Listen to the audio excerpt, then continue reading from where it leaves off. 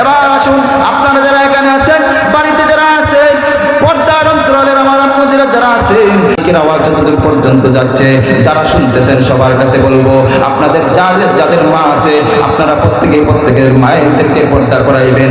আমি বলবো আপনারা আপনাদের মায়েদেরকে পর্দা করাইবেন, কারণ একটা মা যদি পর্দা না করে, একটা মা যদি বেপর্দায় থাকে, মনে রাখবেন ওই বেপর্দা মায়ের কারণে আপনি সন্তানকেও জাহান্নামের মধ্যে জড়া লাগবে।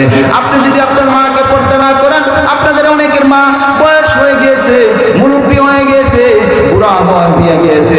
এই মুরব্বী হওয়ার কারণে, বয়স হওয়ার কারণে আপনার মা অনেক সময় পর পুরুষের সামনে চলে যায়। আপনি মনে করেন কি বা হবে, মুরব্বী মানুষ, বুড়া মানুষ, কোনো সমস্যা হবে না।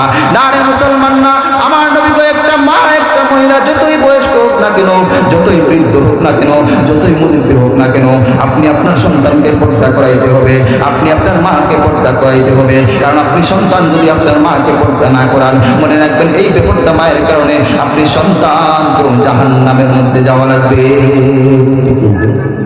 ইসলাম খুব সহজ, আবার ইসলাম খুব কঠিন। এটাকে সহজভাবে নিজেদের মধ্যে আবদ্ধ করে নিতে পারলে ইসলাম খুব সহজ, আর যদি এটাকে কঠিন বানায় ফেলেন তাহলে ইসলাম খুব কঠিন। কিন্তু আপনি এটা করতেছেন না। কেন করতেছেন না?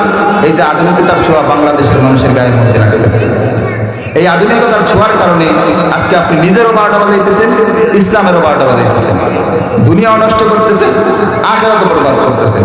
এই জন্য আমি মাঝে মধ্যে একটা কথা বলি, সমাজ আর আগের জায়গায় রয়ে নাই, সমাজ চলে গেছে এই আধুনিকতার দেশে। তাই মানুষ আজ আল্লাহ এবং আল্লাহ রাসূল থেকে দূর থেকে বহুদূর, ঠিক কিনা?